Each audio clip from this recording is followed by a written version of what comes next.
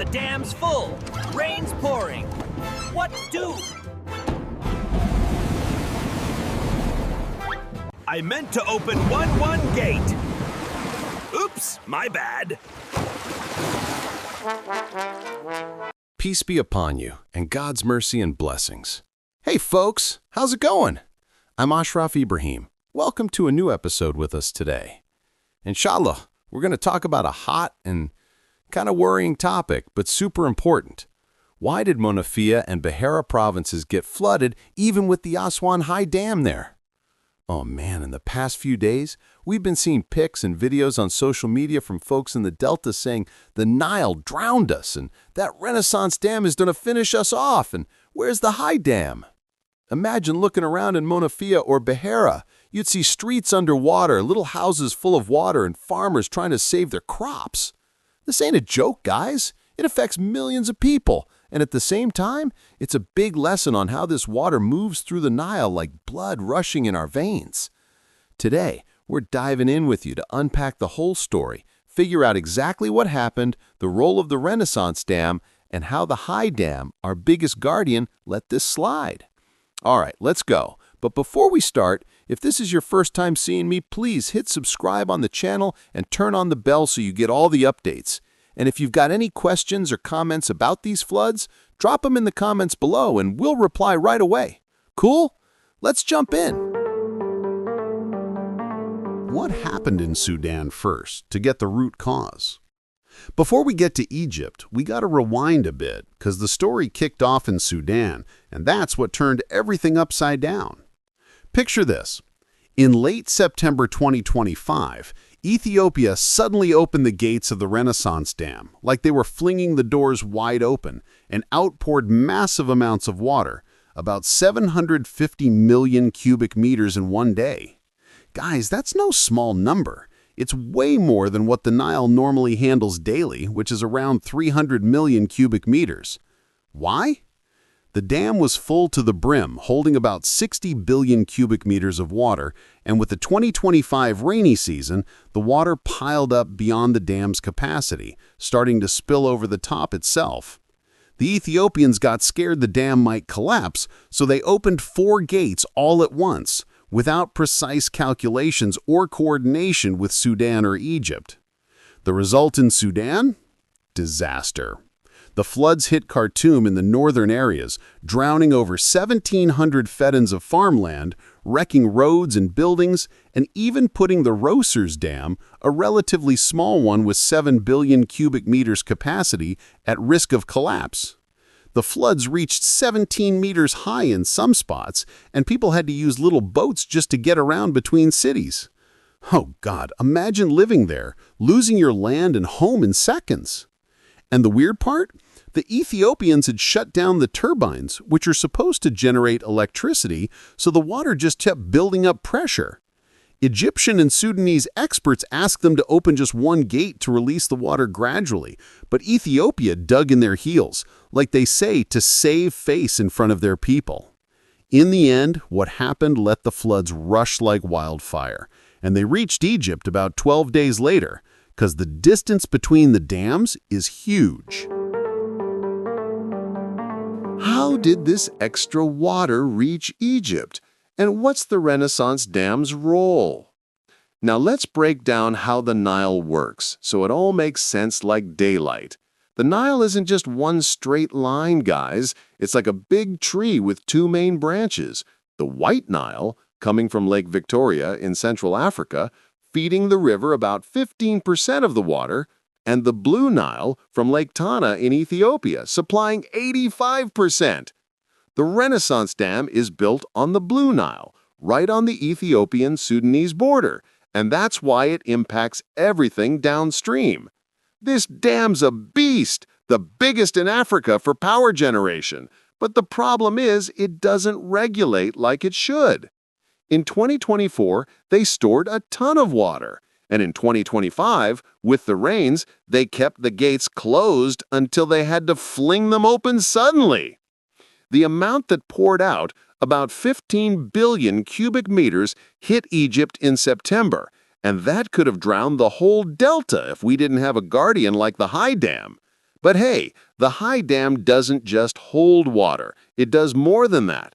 Its storage capacity is 162 billion cubic meters, meaning it can handle over twice the full capacity of the Renaissance Dam. In those days, the dam's level rose a full 2 meters, adding 15 billion cubic meters extra. But no danger to the dam itself. The issue is we need that water for farming and drinking in Egypt. So the engineers at the Irrigation Ministry decided to release some gradually, to leave space for any new surges that might come suddenly from Ethiopia again. This release happened through the dam's natural gates, not via Toshka, which drains to the western desert, because Lake Nasser's level was below 180 meters, the minimum for that kind of release. What is the Aswan High Dam, and why didn't it protect the whole delta? The High Dam, guys, was built by President Nasser in the 60s, and it was a revolution in water management. Imagine, before the dam, the Nile flooded every year, drowning lands and ruining crops, but at the same time, fertilizing the soil.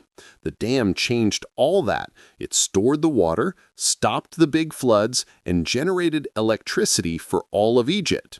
Its huge capacity lets us sleep easy because it can handle floods like the one in 2025. But what happened in Monufia and Beheira wasn't a massive flood like back in the day. It was a secondary flood in specific areas because of the release they did to let the water out. If the dam had held everything, it'd be full, and if more came, it could have been a catastrophe. So that release was a smart engineering call, but sadly, it hit the delta. The dam saved Egypt from total drowning because those 15 billion cubic meters would have flooded all the cities without it. But when the water flowed down the Nile, the level rose a bit, and that made it spill over in low-lying areas. The Irrigation Ministry warned about this months ago, sent letters to the governors, and told residents in 15 provinces there might be a rise in October. But what happened was expected, not a surprise. What are the river's floodplains, and how did they cause the flooding?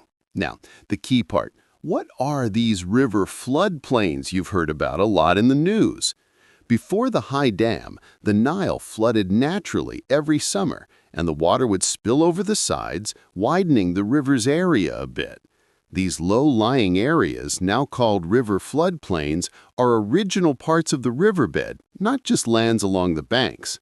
Think of them like valleys that expand when the water rises. After the dam, the level stabilized, so these spots stayed dry most of the year, especially in winter, and that let farmers use them.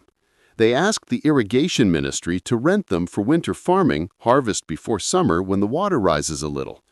But over time, people started building shacks and small houses there. Illegally, of course, because these areas aren't fit for living, they're part of the river. In summer, they'd leave the houses and go somewhere temporary, then come back after the dry spell.